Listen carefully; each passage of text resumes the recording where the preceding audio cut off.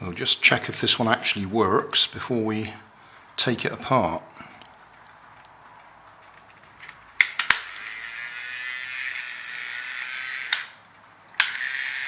Sounds to me like the gears are slipping.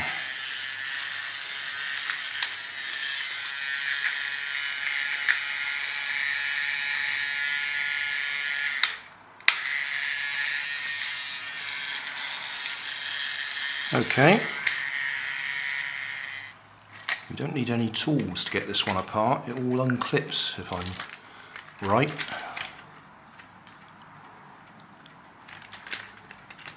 Let's have a look. I think that'll clip off the back. Oh.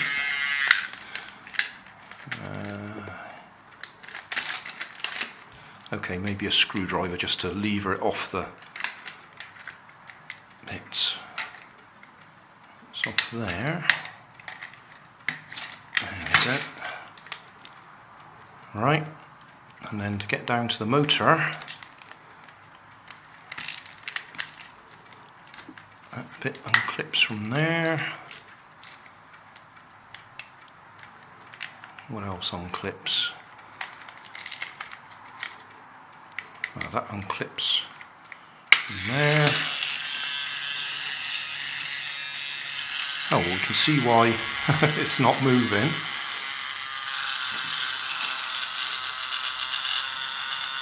Those gears are loose.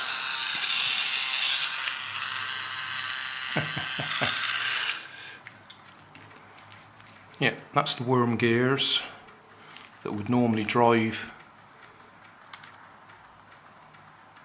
the axles. Those gears on the axles have actually got a little ratchet effect on them, so that you can push it backwards without breaking the gears, the teeth on the gears. That'd be the same on that one. I better just zoom in a bit, haven't I?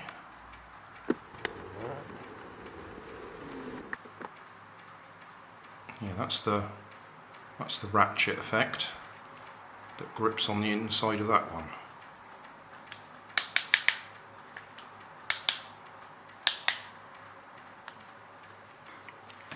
Okay, so we'll save them, but this is what I want. I want the motor with the extra long shaft on it, with the worm gear on it, for my train project, the I've forgotten what it was called now, Greendale rocket, which is a friction driven train, and I want to see if I can put this little electric motor on it with the worm gear driving the existing gears that are on the little friction flywheel motor. So we'll find out in a minute. I've just spotted something else that wasn't in the car that I've taken apart before. This one's got flashing LEDs in it, and they're not run off the drive motor battery. They're completely separate.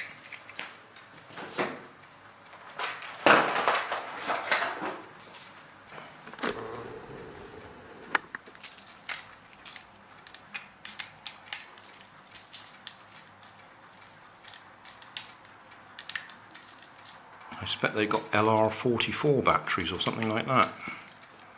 Those little button cells. Yeah, there we are, a couple of button cells to give us flashing lights. Ooh. Well, I'll save that, I won't throw that away.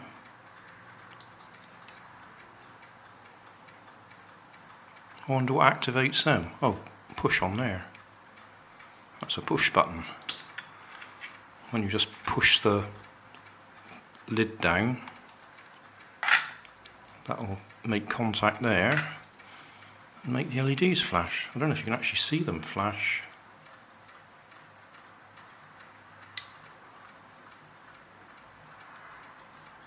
Just about. So they're pretty flat. Oh, that's a bonus. I didn't expect that. Right, let's go and have a look at the train. Back up in my workroom, This is the Greendale rocket, friction powered toy train, which I've already taken apart in a different video, so I can never remember which side it is, but let's assume, is it up this side? There'll be a link to the teardown video.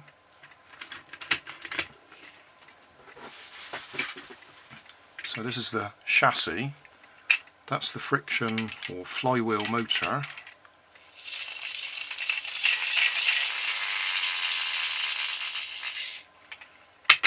And to change that to an electric motor, I've got a couple of choices.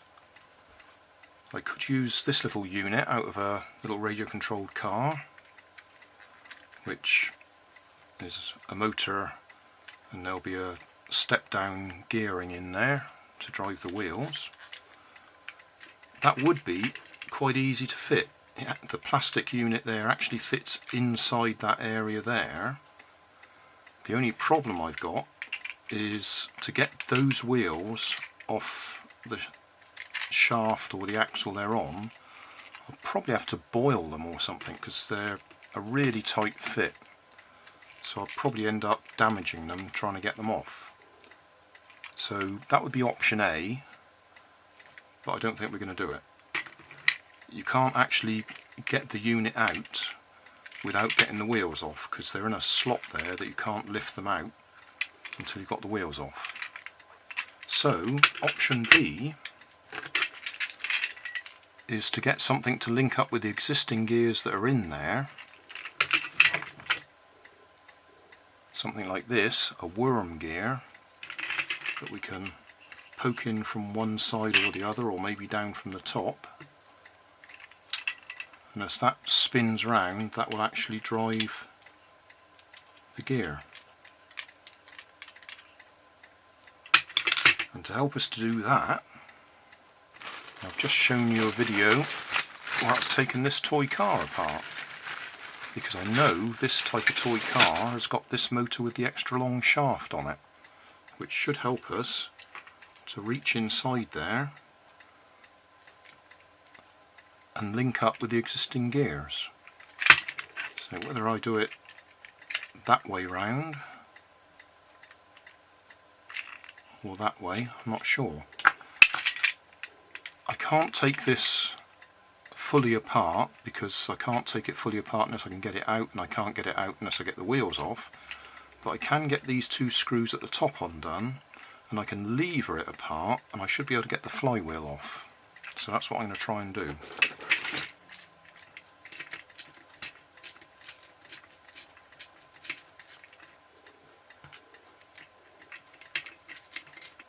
Right, so that's the flywheel out of the way. If we had more space out this way, I could actually put that in there and drive a gear that way. But we haven't.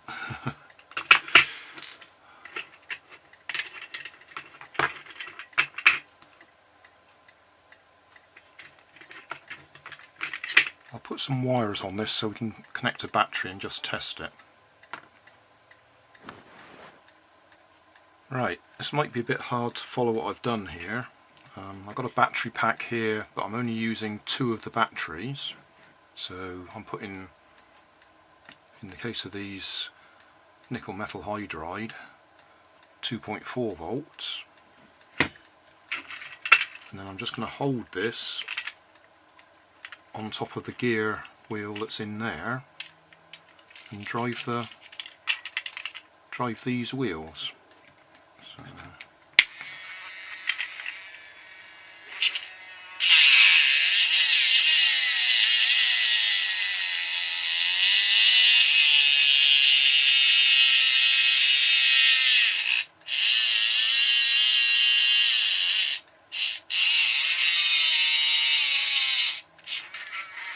I've just got to decide exactly where I want it to go. If I go across to that gear, it'll go a little bit faster.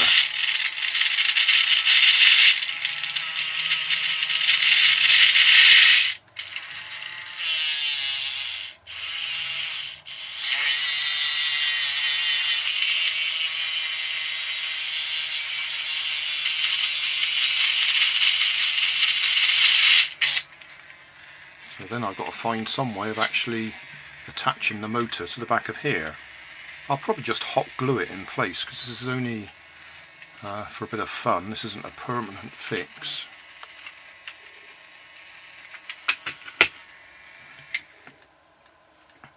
So I think that's what I'll do. I'll hot glue this across, take it to the second gear in the series rather than the first one, so it goes a little bit faster, and just hot glue that in place so it aligns. Can we see that? Aligns down here. I'll just zoom in.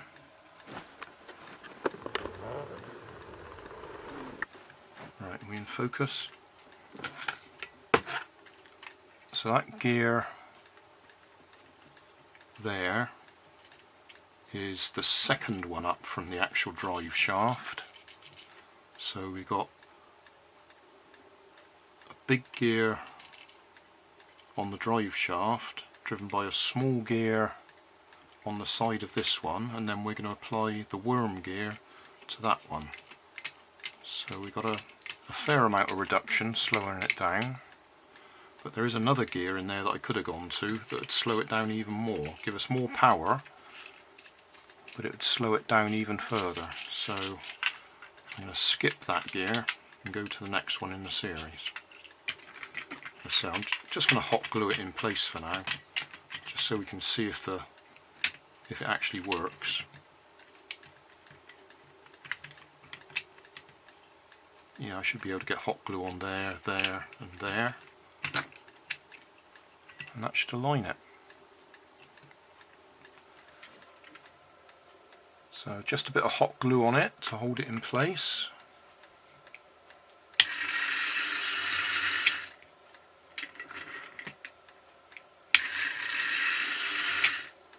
Okay, that appears to work. Let's see if we can get any of the body work back on there.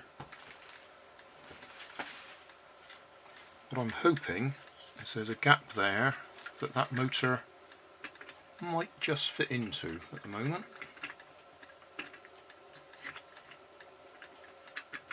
Yeah, it does, but I'd have to cut some of the body work out.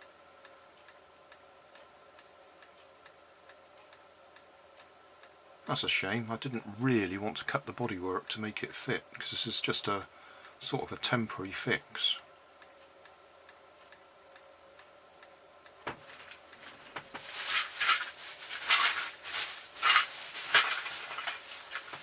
If I leave that piece off, that bit there goes there. If I leave that out for now, we should be able to put it back together and just cut a small amount of the body work out for that motor to poke through.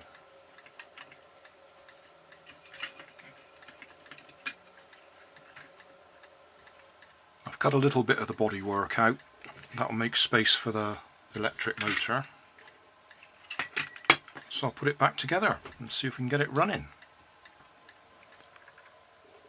Just pinch the battery pack off some cheap LED lights from Poundland.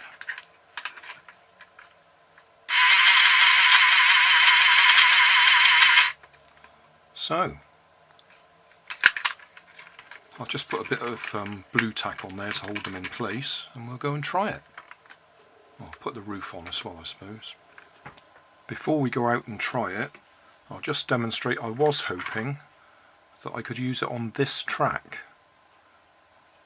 It's a nice big gauge plastic track, but unfortunately the wheels are exactly that width. They don't slot into it. They're just too wide, which is a real shame because I rather fancied it running round on that track. But it's just wrong. It's got no whatever we call the bits that turn anyway, steering, so it'd have trouble going around the bends even if it did fit on there.